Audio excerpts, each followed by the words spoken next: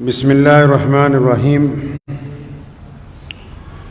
شروع اللہ کے نام سے جو بڑا مہربان اور نہایت ہی رحم کرنے والا ہے۔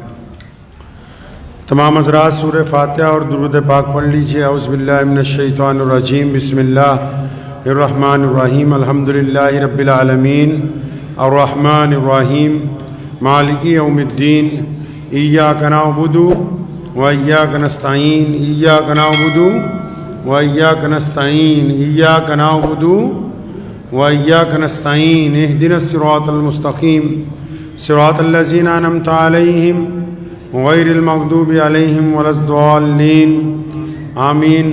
اللهم صل علی محمد وعلى آل محمد كما صليت على إبراهيم وعلى آل إبراهيم إنك حميد مجيد۔ اللهم بارک علی محمد وعلى آل محمد كما باركت على إبراهيم وعلى آل إبراهيم إنك حميد مجيد۔ اللہ کے پیارے نبی حضرت محمد رسول اللہ صلی اللہ تعالی وسلم کے صدقہ طفیل پوری دنیا کے انسانوں کو اور پھر بالخصوص مسلمانوں کو رمضان المبارک جیسا مقدس مہینہ جو ہے وہ اللہ کی طرف سے عطا ہوا ہے۔ یہ شعبان کا مہینہ چل رہا ہے، رمضان شریف کی آمد ہے۔ 10 یا 12 روز باقی ہیں رمضان المبارک کے شروع ہونے میں۔ تو ظاہر سی بات ہے کہ جب کسی بڑے مہمان نے گھر پہ آنا ہو،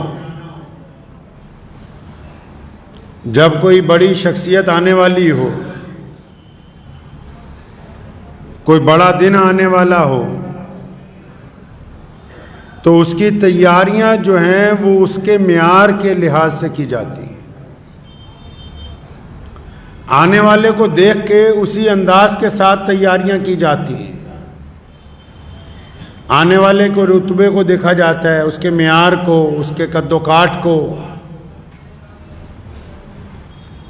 تو اللہ تبارک و تعالیٰ نے رمضان المبارک کو اپنا مہینہ کہا، فرمایا کہ رمضان میرا مہینہ ہے۔ اور اس سے بھی بڑی بات یہ ہے کہ اللہ تبارک و تعالیٰ نے رمضان المبارک کو نزول قرآن کا مہینہ بنایا۔ یعنی اللہ تبارک و تعالیٰ کی جو سب سے مقدس کتاب ہے، جس کے ذریعے اللہ تعالیٰ نے پوری دنیا کو علم عطا کیا، جو اپنے پیارے محبوب حضرت محمد رسول اللہ صلی اللہ علیہ وسلم کو عطا کی ہے، اس کتاب کے نزول کا مہینہ ہے رمضان المبارک۔ اب ہم سب کو تیاری کرنی ہے۔ 2 طرح کی تیاریاں ہیں دنیا میں۔ تیاریاں کرنے والے لوگ 2 طرح کی تیاریاں کرتے ہیں۔ کون سی تیاری کرنی چاہیے؟ کچھ لوگ رسمیں نبھانے کی تیاری کرتے ہیں، اور جو لوگ رسمیں نبھاتے آ رہے ہیں یا رسمیں نبھانا چاہتے ہیں یا رسمیں نبھانے کی تیاری کر رہے ہیں یا وہ رسموں کو مانتے ہیں کہ ہم انہی رسموں کے اوپر چلنے والے ہیں، تو پھر ان کا فائدہ صرف رسموں تک ہے۔ ہمیں اللہ تبارک و تعالیٰ نے کلمہ لا الہ الا اللہ محمد الرسول اللہ عطا فرمایا۔ ہم رسمیں نبھاتے نہیں ہیں، ہم روایتوں کو زندہ رکھتے ہیں۔ ہم رسمیں نہیں نبھاتے۔ رسموں میں تو کبھی کمی ہو جاتی ہے، کبھی پیشی ہو جاتی ہے۔ رسمیں تو کبھی بڑھ جاتی ہیں، کبھی کم ہو جاتی ہیں۔ رسمیں تو سامنے والے کو دیکھنے کے بعد اس کے مزاج کے مطابق آگے پیچھے کی جا سکتی ہیں، لیکن مسلمان جو ہیں پوری کائنات میں رسمیں نہیں نبھاتے۔ ہم رمضان المبارک میں اللہ اور اس کے رسول کی روایتوں کو قائم کرتے ہیں، اور وہ روایتیں اتنی امیر ہیں، ان روایتوں کی وراثت اتنی قیمتی ہے، ان روایتوں کے اوپر چلنا اتنا مقدس ہے کہ ہر بشر کے بس کی بات نہیں ہے۔ اور جب روایتیں نبھانی ہوں تو روایتیں تو پوری طاقت کے ساتھ نبھائی جاتی ہیں، روایتیں تو پورے جسم اور پوری روح کا زور لگا کے نبھائی جاتی ہیں۔ روایتوں کے اندر تو بندہ اپنی جان کھپا دیتا ہے، تب کہیں جا کے روایتیں عمل درآمد ہوتی ہیں۔ محمد الرسول اللہ صلی اللہ علیہ وسلم کا رمضان کیسا تھا اور ہم کس رمضان کی تیاری کر رہے ہیں، اگر ہماری روایتیں ان سے میل کھائیں گی تو پھر تو ہم بھی رمضان کی تیاری میں ہیں، اور اگر پھر صرف رسم دنیا ہے، اگر صرف رنگ و روغن ہے، اگر صرف نئے کپڑے ہیں، اور اگر صرف گھروں میں صفائی ہے، اور اگر صرف بہترین کھانوں کا انتظام ہے، اگر صرف برتن ہی خریدے جا رہے ہیں، تو پھر یہ رسمیں ہیں، یہ رسمیں ان کو مبارک ہو جو نبھا رہے ہیں۔ ان رسموں کا اللہ اور اس کے رسول کے ساتھ کوئی تعلق نہیں ہے۔ رمضان روایتوں کی بات کرتا ہے اور بڑی امیر روایتوں کی بات کرتا ہے۔ رمضان ایسی روایتوں کی بات کرتا ہے جو دنیا کے لیے مثال بنتی۔ رمضان ایسی روایتوں کی بات کرتا ہے جو دنیا کے لیے روشنی کا مینار بنتی۔ اور رمضان کیوں نہ کرے ایسی روایتوں کی بات کہ اللہ تبارک و تعالیٰ کی مقدس کتاب جس کو ہم قرآن پاک کہتے ہیں وہ اس رمضان میں نازل ہوئی ہے۔ جب ہم قرآن کی بات کرتے ہیں تو ایسا لگتا ہے کہ ایک روشنی کا مینار نظر آ رہا ہے جو ہمیں راستہ دکھا رہا ہے، لیکن اس کے ساتھ ساتھ ان ٹھیکیداروں کو دوبارہ یاد کرواتا چلوں جو دنیا میں اب نام نہاد ٹھیکیدار بن گئے اسلام کے، جو اگر قرآن پاک کو اگر کوئی غیر مسلم کچھ کہہ دے یا کر دے تو پھر شور مچاتے ہیں، اور رمضان المبارک سے پہلے ہی 3 دن کی تراویحاں، 1 دن کی تراویح، 2 دن کی تراویح، حافظ ریل کی تلاش کرنے کے لیے تیار ہیں۔ جو اسلام کی روایتوں کو اپنی دولت کے بل پر کہ ہم تو مسجد تک چل کے جا نہیں سکتے، ہم تو اپنے گھر میں امام بلا کے یہیں پر تراویحاں کرواتے رہیں گے، کرواؤ پھر اپنے گھر کے اندر تراویحاں۔ اللہ تبارک و تعالیٰ کو ایسے لوگوں سے کچھ لینا دینا نہیں جو جان بوجھ کے اسلام کی جمعیت کو، اسلام کے اتفاق کو، مساجد کی رونقوں کو کم کرنا چاہتے ہوں۔ یہ اللہ تبارک و تعالیٰ کی رضا نہیں حاصل کر رہے، یہ قرآن پاک کی بیعت بھی کرنے کی کوشش کرتے ہیں۔ 3 دن میں قرآن سننا ہے، اچھا جی باقی کے 26 دن کہاں جانا ہے آپ نے؟ نبی علیہ الصلوۃ والسلام نے تو کہا کہ سارے رمضان میں تراویح کے اندر اللہ کا قرآن پڑھو، پورے رمضان میں اللہ تبارک و تعالیٰ کی قرآن کی تلاوت ہونی چاہیے، نمازوں میں قرآن ہونا چاہیے، وطروں میں قرآن ہونا چاہیے، چلتے پھرتے تلاوت ہونی چاہیے، مسجدیں قرآن کے ساتھ سجا دی جائیں، 24 گھنٹے قرآن پڑھنے والوں کی آوازیں آئیں، اور اس مسلح پر ان رسموں والوں کی اللہ کے نزدیک کوئی قدر و قیمت نہیں ہے۔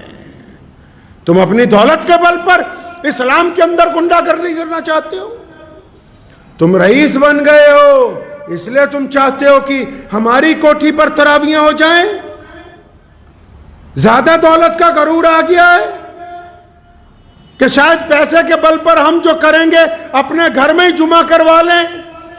جن جگہ مساجد کی کمی ہے وہاں کئی جمعے اب بھی ہوتے ہیں، لیکن کچھ علاقوں میں، کچھ نئے شہروں میں جہاں انڈسٹری آئی تو کئی ترم خاؤں نے کہا جی ہم تو اپنے گھر میں ہی جمعہ کروا لیں گے، تو بس پھر وہ تمہارا ہی ہوا، جو پڑھنے والے ہیں ان کا نہیں ہوا ہے۔ مفتی کو دھوکہ دے سکتے ہو، اللہ کو دھوکہ نہیں دے سکتے۔ اپنی طرح کا مسئلہ لکھ کے، اپنی طرح کے سوال لکھ کے، اپنی مرضی کے سوال جوڑ توڑ کے، اپنا الو سیدھا کرنے کے لیے کسی دارالفتاء والوں کو تو نعوذ باللہ کہیں نہ کہیں کمی بیشی کر کے گمراہ کر سکتے ہو، لیکن وہ رب جو دلوں کا حال جانتا ہے، جس رب کے کریم رسول نے کہا اور جس حدیث کو پہلی حدیث کا درجہ دیا، جس حدیث کو امام بخاری نے سب سے پہلے لکھا، جس میں رسول اللہ نے کہا او کما قال النبی علیہ الصلوۃ والسلام انما الاعمال بالنیات، فرمایا تمہارے اعمال کا دار و مدار نیت پر ہے۔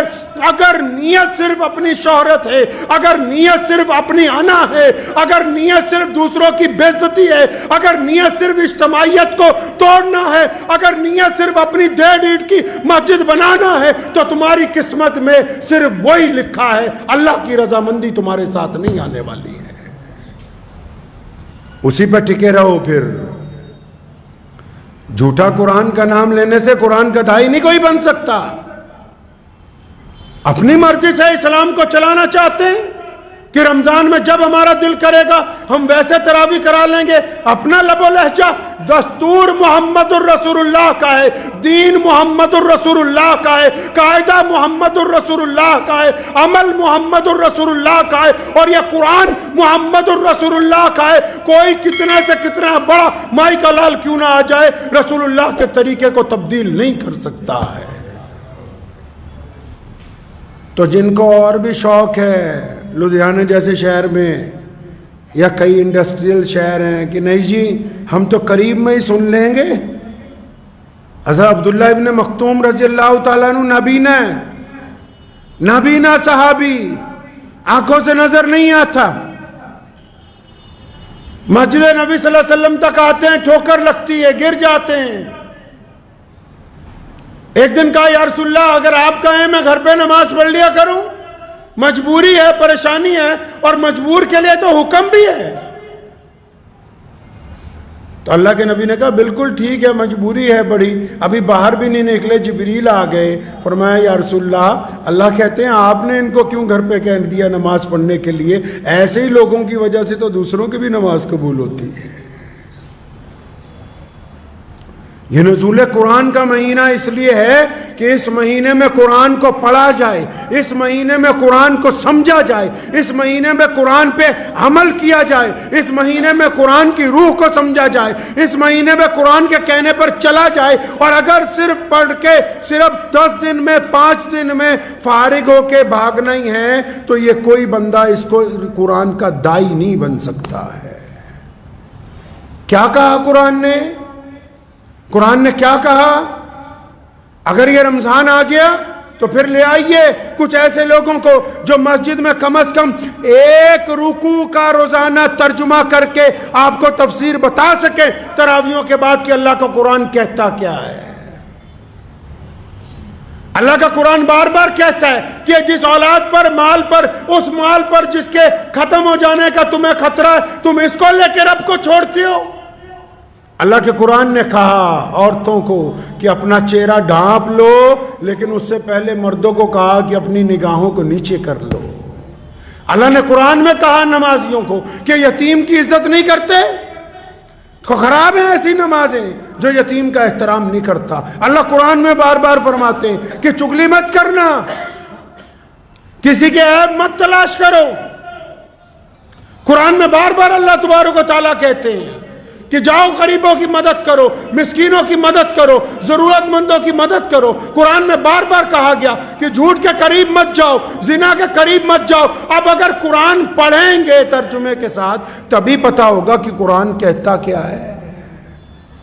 میاں صاحب 500 روپے کسی کو دے کے ابا کے لیے دعا کرا کے مسئلہ حل ہونے والا ہے نہیں۔ دل کو سمجھانے کو غالب یہ خیال اچھا ہے کہ ہم نے 10 بچے گھر بلا کے قرآن پڑھوا لیا ہے، یہ خیال اچھا ہے آپ کے نزدیک کہ ہاں ہم مسجد میں گئے تھے، مولانا صاحب کو رسید کٹوا کے آ گئے اور شاید اب ہماری مغفرت ہونے والی ہے۔ وہ الگ بات ہے جو آپ نے اللہ اور اس کے رسول کے نام پر دیا، وہ ایک الگ معاملہ ہے اجر و ثواب کا، لیکن جو اپنا کردار خراب ہے اس کو کون ٹھیک کرے گا بھائی؟ رمضان کس تیاری کی بات کرتا ہے؟ ہم کون سی روایتوں کی بات کرتے ہیں؟ روایتیں یہ ہیں کہ روزے دار روزوں سے پہلے اس بات کی تیاری کر لے کہ اس بار ایک بھی روزہ قضا نہیں ہوگا. روزے دار اس بات کی تیاری کر لے کہ اپنے رب کے علاوہ کسی اور کے آگے ہاتھ نہیں پھیلایا جائے گا. روزے دار اس بات کی تیاری کر لے کہ یہ آنکھیں کسی کی طرف گندی نگاہ سے اب نہیں اٹھیں گی. روزے دار اب اس بات کی تیاری کر لے کہ جن کا میں نے حق مارا ہے ان کا پہلے حق ادا کر دوں گا, اس کے بعد رمضان المبارک کے روزے رکھوں گا. تیاری اس کو بولتے ہیں. روایتیں یہ ہیں, اور رمضان المبارک کی روایتیں تو اتنی رئیس ہیں, اتنی جامع ہیں کہ جب آپ رمضان المبارک میں نبی علیہ السلام کے واقعات پڑھیں گے, نبی علیہ السلام کی زندگی پڑھیں گے, تو آپ کو اندازہ ہوگا بھی کتنی قیمتی شے اور کتنی مقدس چیز اللہ تبارک و تعالیٰ نے اپنے پیارے محبوب حضرت محمد رسول اللہ کے ذریعے آپ کو عطا فرما دی ہے. اکثر آپ نے ایک بات سنی ہوگی, کوئی گنہگار بندہ کوئی اچھا کام کرتا ہے نا تو لوگ کہتے ہیں 900 چوہے کھا کے بلی حج کو جا رہی ہے. سنی ہے کہاوت کہ 900 چوہے کھا کے بلی حج کو جا رہی ہے؟ تو جس نے بھی یہ کہاوت بنائی ان کو میں کہنا چاہتا ہوں کہ آپ کی بات بھی مان لی کہ 900 گناہ ہوئے ہیں. ان 900 گناہوں کے بعد باپ نے چھوڑ دیا, ان 900 گناہوں کے بعد ماں نے چھوڑ دیا, ان 900 گناہوں کے بعد بھائیوں نے چھوڑ دیا, ان 900 گناہوں کی وجہ سے دوستوں نے چھوڑ دیا, ان 900 گناہوں کی وجہ سے رشتہ داروں نے قطع تعلق کر لیا. اور ان 900 گناہوں کے بعد اگر وہ اللہ کی طرف نہ جائے تو پھر جائے کس طرف؟ 900 گناہ کرنے کے بعد بھی میرا رب کہتا ہے ما غرک بربک الکریم کہ آجا میرے بندے تو میری طرف پلٹ آ, میں تجھے معاف کرنے کے لیے تیار. نعرہ تکبیر, نعرہ تکبیر, ختم نبوت, ختم نبوت, نعرہ تکبیر. تو ذہن نشین کر لیجئے اس بات کو کہ ہم نے رسم نہیں نبھانی اس مرتبہ, ہم اپنے کردار سے روایتیں نبھائیں گے. ہم رمضان میں مظلوموں کی مدد کریں گے, ہم اپنے منہ میں لقمہ ڈالنے سے پہلے غریب کا خیال رکھیں گے, ہم وقت پر پابندی سے نماز پڑھیں گے, اور جو تجارت کرتے ہیں قرآن کی رمضان کے اندر اور جو مذاق اڑانا چاہتے ہیں, چاہے وہ کوئی متولی ہو, چاہے وہ کسی مسجد کا پردھان ہو, چاہے کسی بڑی سوسائٹی کا ذمہ دار ہو, چاہے وہ اپنے گھر کی چھت پہ تراویاں کرانے والا ہو, ایسے جتنے غنڈے ہیں ان کے پیچھے نماز پڑھنا اور وہاں جا کے اپنے رمضان کی تراویحوں کو خراب کرنا, اس بات کو طے کر لیجئے کہ جو بھی قریب کی مسجد ہوگی وقت نکال کے اس مسجد کی زینت بنیں گے, تاکہ یہ مسجد بھی کل کو کہہ سکے قیامت والے دن کی عبد الرحمن رمضان کی تراویحیں میری زمین پر پڑھتا تھا. ہو سکتا ہے کہ بہت سارے لوگوں کو میری اس بات پہ اعتراض ہو کہ جی حافظ بہت زیادہ ہیں, اتنے حافظ کہاں جائیں گے, مسجدیں بھی کم نہیں ہیں, مسجدیں بھی کم نہیں ہیں. اور ہمت کیجئے, ایک میں 2 بار سن لیجئے, مسجدوں کی بھی تعداد کم نہیں ہے, اور اگر کم پڑ رہی ہیں تو اور بناؤ, اللہ کے گھر اور بناؤ, تاکہ یہاں لوگ علم حاصل کریں, عبادت کریں, بچے تعلیم حاصل کریں, لوگوں کی طرف پیغام محبت بڑھتا ہوا جائے. لیکن یہ نہیں ہو سکتا کہ ہم دستور کو بدلنے کی کوشش کریں. دستور کو تبدیل نہیں کیا جا سکتا ہے. یہ اسلام کی یہی تو بات ہے. پوری دنیا میں اب تک جتنے دستور بنے, بڑی بڑی حکومتیں بنی, جو نئی حکومت آئی اس نے پچھلے والے کا دستور بدل دیا. جو نیا بندہ تخت پر بیٹھا اس نے پہلے والوں کا دستور بدل دیا. یہ محمد رسول اللہ کا دین ہے اور اس پر رسول اللہ نے مہر لگا دی. سونے محمد صلی اللہ علیہ وسلم نے مہر لگا دی, کمپلیٹ کر دیا, مکمل. اب کسی کی تعویلیں اس کو تبدیل نہیں کر سکتی. اور بلندی, سر بلندی ہے ہی ان لوگوں کے لیے جو اللہ اور اس کے رسول کی اطاعت کرتے ہیں.